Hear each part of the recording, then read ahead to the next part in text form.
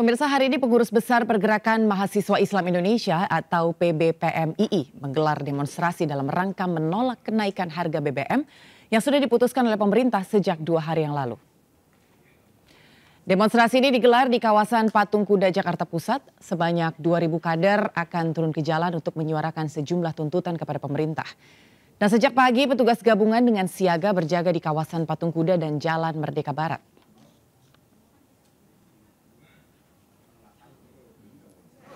Awas kalau pembelaan di kawasan. Jadi saya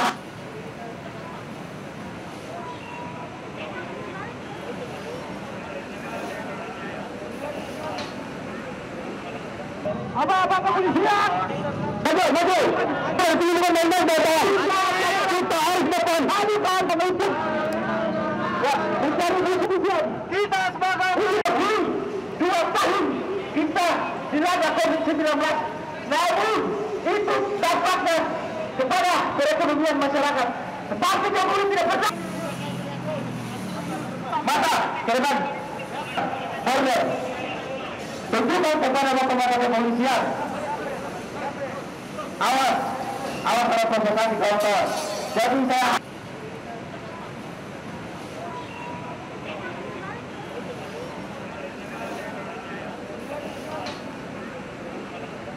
apa kepolisian? Maju. Pertimbangan memang datang. Kita harus depan. Bukan pemimpin. Ya, mencari kepolisian. Kita sebagai 2 tahun kita dilanda COVID-19. Namun itu dampaknya kepada perekonomian masyarakat. Tetapi Jokowi tidak pernah. Maka karena order tentukan kepada kepolisian. Ya, pemirsa, pemerintah resmi menaikkan harga BBM subsidi dan non-subsidi. Demonstrasi terjadi di beberapa tempat. Lalu seperti apa saat ini suasana di kawasan Patung Kuda Jakarta? Telah terhubung bersama dengan kami saat ini Kevin Pakan yang telah terlebih dahulu berada di lokasi. Selamat sore Kevin. Kevin, apakah demo masih berlangsung? Silakan informasinya.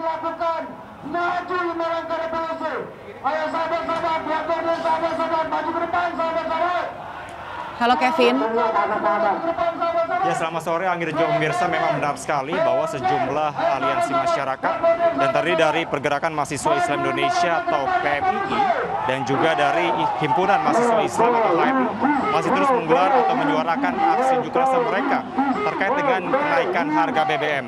Dan juga Anggi dan pemirsa dapat kami tunjukkan saat ini bagaimana kondisi terkini tepatnya di kawasan Patung Kuda Jakarta Pusat, bahwa masa aksi terus menyuarakan aspirasi mereka, bahwa bisa dilihat di layar kaca pada sore hari ini bahwa kondisinya cukup kurang kondusif sebenarnya kalau kami mantau di sini Anggi dan pemirsa.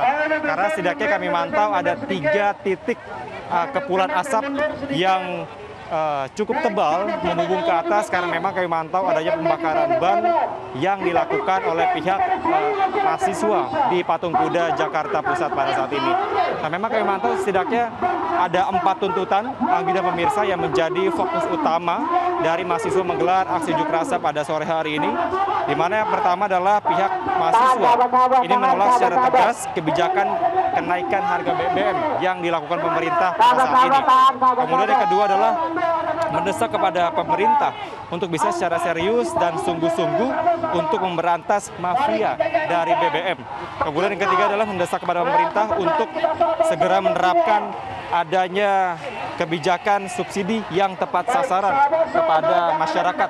Dan yang keempat adalah mendorong pemerintah untuk bisa melibatkan kepada masyarakat terkait dengan pembagian dari subsidi ini. Nah, memang kami juga sempat mengkonfirmasi Anggi dan pemirsa kepada Dirlantas Polda Metro Jaya, yakni Kombes Latif Usman, yang menyatakan bahwa nantinya untuk aksi unjuk rasa pada saat ini bahwa belum dilakukannya adanya pengalihan arus lalu lintas. Namun demikian dapat dipastikan pada sore hari ini bahwa di Jalan Medan Merdeka Barat atau tepatnya di belakang saya saat ini nanti sudah dilakukan penutupan jalan karena memang adanya barrier beton kemudian adanya kawat berduri. Anggi dapat kami informasikan saat ini bahwa mahasiswa ini mencoba menerobos atau masuk begitu ke area Jalan Medan Merdeka Barat yang tadi kami sampaikan bahwa sempat ditutup karena memang ini mahasiswa ingin untuk bisa maju lebih dalam begitu ke area Istana Negara.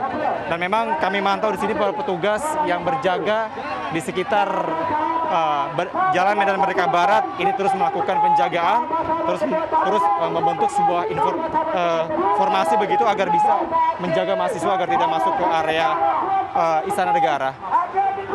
Sementara itu Anggi, kembali ke Anda. Baik, terima kasih Kevin untuk informasinya melaporkan langsung di kawasan Patung Kuda, Jakarta. Selamat bertugas kembali. Pemirsa, sementara itu Menteri Sosial berjanji akan menyalurkan bantuan sosial bahan bakar minyak sebanyak 2 kali. Pencairannya sendiri akan dimulai pada September.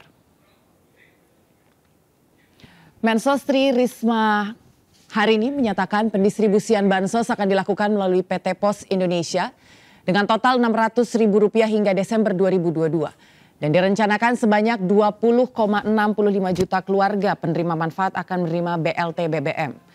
Namun dari jumlah tersebut yang telah siap sebanyak 18.486.756 juta KPM sehingga sisanya sedang dilakukan cleansing oleh Kemensos terkait keabsahan data.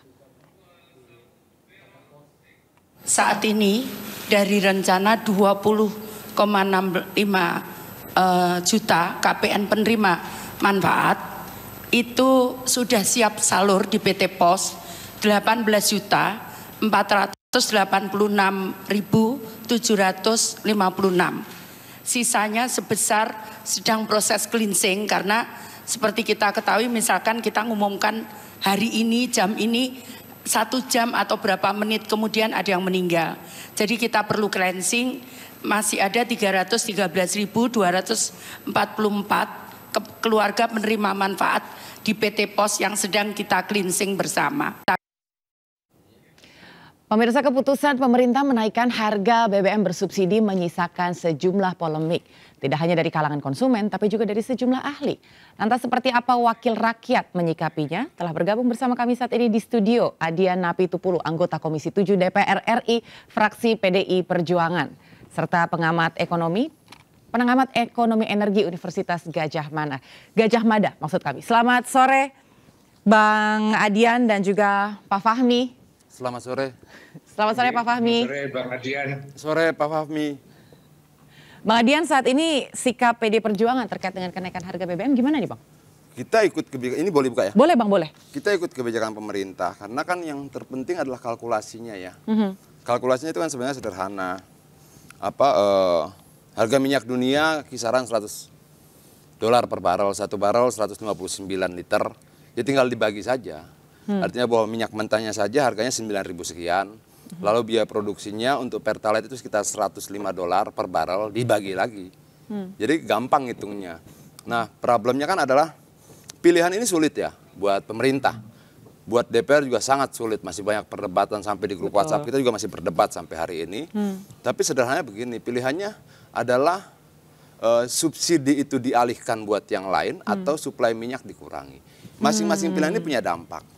Memang ketika subsidi dikurangi misalnya, lalu harga minyak naik, itu akan berpengaruh pada banyak faktor yang lain. Transportasi naik, pengiriman sayur naik, harga pakan ternak naik karena terkait dengan transportasi kan, distribusi kan. Tapi di sisi lain ketika tidak dilakukan, tapi yang dilakukan adalah mengurangi suplai BBM-nya, ekonomi berhenti. Tapi tinggal itu aja. Tapi sekarang kan nggak segampang itu Bang untuk mengurangi suplai BBM. Maksudnya tidak segampang itu gimana ya? Karena kan kebutuhan masyarakat juga tinggi nih Bang. Iya, kalau kemudian subsidinya tetap, harganya tetap, tapi keuangan kita tidak cukup sebagai sebuah negara, ya suplai harus dikurangi. Gitu. Okay. Nah, tapi dampak pengurangan suplainya kan mukul semua sektor ekonomi. Nah, dan Pak Fahmi, ini kalau misalnya kita bicara soal subsidi, begitu ini 70% subsidi energi dinikmati oleh masyarakat yang mampu, begitu Pak Fahmi. Sementara saat ini kelompok masyarakat kecil atau akar rumput ini sudah mulai bersuara, ini gimana nih dengan harga yang naik dan segala macamnya. Sementara akan ada pengalihan subsidi kepada bantuan sosial yang seringkali tidak tepat sasaran. Tanggapannya seperti apa Pak Fahmi? Ya, pertama saya setuju dengan apa dikatakan oleh ekonom senior UI Faisal Basri yang mengatakan bahwa BBM subsidi itu merupakan tandu yang membuat kecanduan tadi. Ini kalau saya mencatat dari rezim Soeharto, SBY, kemudian Jokowi pada rezim yang kedua ini terulang tadi, tanpa ada suatu penyelesaian akar masalahnya tadi, tanpa ada upaya untuk mengatasi kecanduan tadi, tetapi mencari jalan yang mudah, menaikkan harga BBM serentak gitu ya, yang ini pertaruhannya cukup besar gitu ya. Memang pemerintah tidak banyak pilihan untuk itu, jadi kalau menambah jumlah subsidi juga impossible karena sudah dikunci 502 triliun. Kemudian kalau menaikkan seperti yang sekarang ini kan imbasnya gitu ya, itu kepada rakyat akar rumput, dan saya menghitung gitu ya, dengan kenaikan ini inflasinya naik menjadi sekitar 7,4%.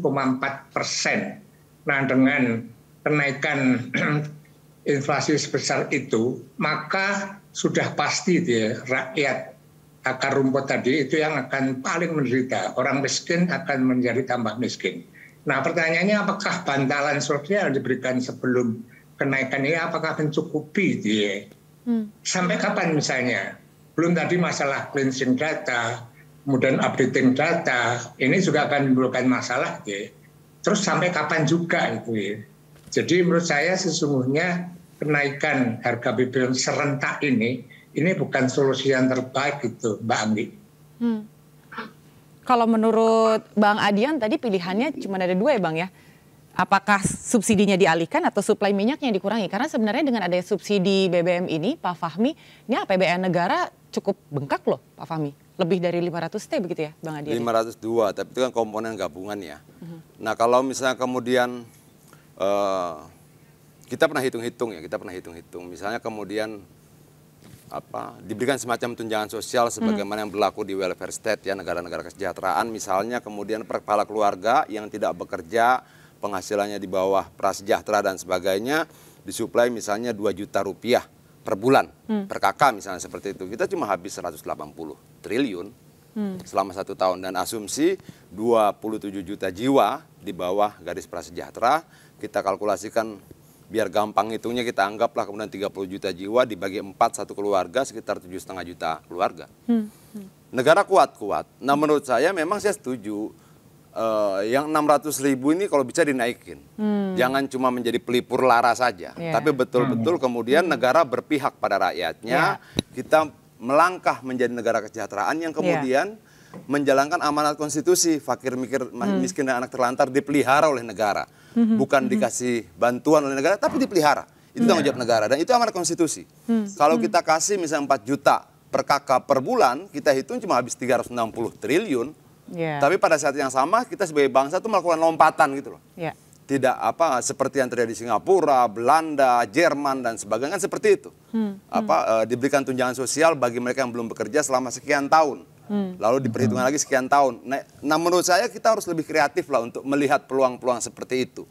Walaupun memang sebenarnya ketika dibandingkan misalnya, zaman SBY naik 6 kali, zaman Jokowi naik 8 kali, betul. Tapi secara jumlah total zaman SBY itu naiknya 4.700 rupiah. Sementara total 8 kali dalam pemerintahan Jokowi naiknya cuma 3.500 gitu loh. Yang mau kita lihat apa jumlah kenaikan yang banyak atau jumlah angkanya itu. Karena ternyata lebih besar kenaikan di zaman SBY sebelumnya. Kemudian kan banyak, di komisi itu juga perdebatan. Misalnya tahun 83 dikatakan bahwa bensin itu cuma 320 rupiah. Sekarang kok mahal sekali. Betul, tapi pendapatan rata-rata saat itu 16.000 rupiah per bulan. Kemampuan rakyat membeli bensin di tahun 83 itu cuma 50 liter per bulan dari kemampuan gaji mereka. Sementara sekarang kita bisa beli, kalau dengan harga Pertalite 10.000 kita bisa beli 460 liter per bulan. Nah perbandingan ini gitu loh yang harusnya dihitung. Gitu. Ya. Dan Pak Fahmi ini tadi sudah dijawab, ini cukup menjawab sekali dengan tadi statementnya Pak Fahmi. Kalau dari Pak Fahmi sendiri Pak, bagaimana mekanisme yang tepat supaya bantuan itu benar-benar bisa masuk tepat kepada sasarannya? Karena kan selama ini kan persoalannya selalu seperti itu ya. Iya. Pada saat mengumumkan harga BBM, Jokowi kan mengatakan 70% dari konsumen Pertalite itu tidak tepat sasaran. 80% dari konsumen solar itu juga tidak tepat sasaran. Banyak industri besar yang sebenarnya nggak berhak kan Betul. untuk memperoleh subsidi tadi. Betul. Nah sebetulnya kalau pemerintah mau sebelumnya ada upaya lain yang menurut saya itu ya, dengan menaikkan secara terbatas gitu ya. Artinya seperti ini, jadi misalnya yang tepat sasaran tadi kan 30%, kemudian yang solar 20%. Nah, buat aja pembatasan gitu ya, yang dimuat dalam Perpres yang mengatakan bahwa Pertalite dan solar itu hanya untuk sepeda motor dan angkot dan juga sejenisnya petani, nelayan dan sebagainya. Mereka dengan harga tetap tanpa harus menaikkan. Nah, tetapi yang 70% dan 80% tadi yang karena dibatasi, maka sebenarnya kan dipaksa migrasi ke Pertamax gitu ya. Nah, ini kan sejujurnya kenaikan harga BBM juga, tapi dilokalisir tadi. Itu barangkali dampaknya tidak seperti sekarang itu tadi gitu ya. Yang ini dikhawatirkan akan menimbulkan keresahan sosial. Tadi demo mulai dari Gorontalo, Makassar, sekarang sudah di Patung Kuda, kan kita tidak menghendaki itu gitu ya. Nah, mengenai bantalan sosial, sekali lagi saya kira ini tidak akan mencukupi gitu ya, untuk menutupi imbas kenaikan harga-harga tadi. Tadi misalnya banyak rakyat kecil yang itu mengeluh gitu ya. Nah, kedua gitu ya, mestinya juga mulai sekarang ya, sekarang sudah naik lah. Itu bagaimana juga itu keputusan yang terbaik. Nah, menurut saya ke depan ini harus mulai dialihkan tadi gitu ya, sistem distribusi dari subsidi dari by product ke by target.